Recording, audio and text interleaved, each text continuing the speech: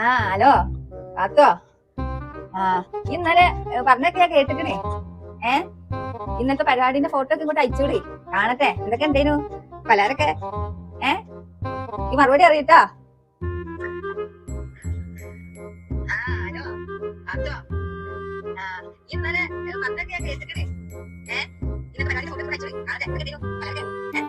ആ ഓളെന്താ അയച്ചിക്കണേ? എന്താണ് ഫുള്ള് പരിപാടി പൊങ്ങച്ചം പറയാം.